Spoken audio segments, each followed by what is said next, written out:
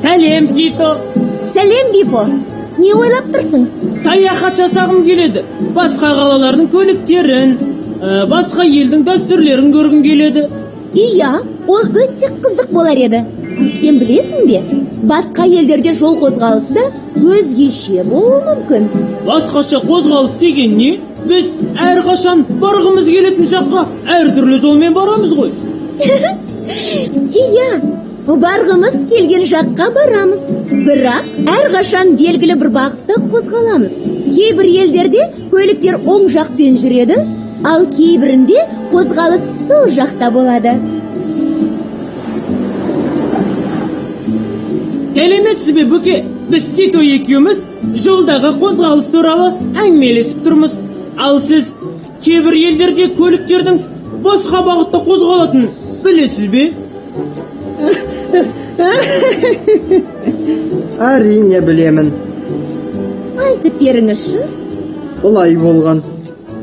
Ертеректе жолда соқтығысып қалмау үшін адамдар сол немесе оң жақпен жүруді ойлап тапқан. Содан кейін ғана жолдың қай жағымен жүрген дұрыс деген сұрақ пайда болған. Қандай қызық, олар сонда қай жақпен жүруді жөн деп тапқан? Көптеген адамдар оңқай болғандықтан оң жақпен жүруді дұрыс деп санаған. Ал сонда неге кейбір елдерде қозғалыс сол бағытта? Олардың солақай болғаны ма? Жоқ. Кейбір елдерде қозғалыстың оң бағытта болуын барлығы қаламады. Сондықтан, егер саяхаттайтын болсаңдар, ыңғайсыз жағдайға түсіп қалмау үшін қозғалыстың қай бағытта екенін біліп алу қажет. Қандай қызық! Басқа елдерде жол ережелерінің де біздің тәртіпке ұқсамайтынын естідім. Мысалы, Америкада жол белгілері 2 рет қойылады, және негізінен астыңғы жағында жазуы болады.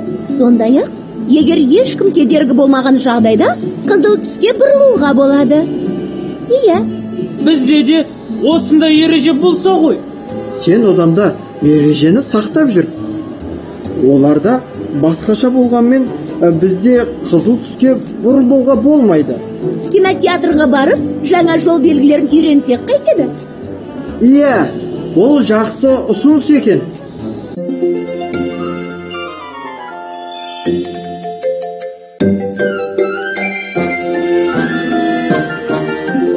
Қаламызда қыранда, самға көйлек табылды, троллейбус пен трамвай.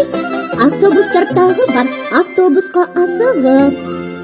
Жолды кесіп өтпеймін, жол шетіне трамвай, кете алмайды күтсең де, болу керек тым абай. Мінгенде түскенде, жұрт аяғын баспаймын, бүлдірмеймін, шашпаймын. Жол ақысын тұрып ап, сөйлеместен қашпаймын.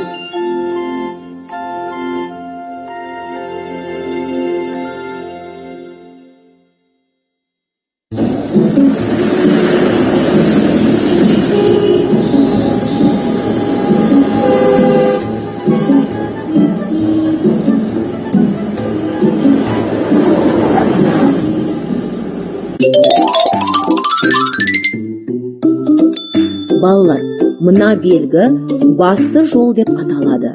Егер жолда бағдаршам істен шыққан болса, көше қиылысынан кімнің бірінші өтетінің белгісіз болып қалады.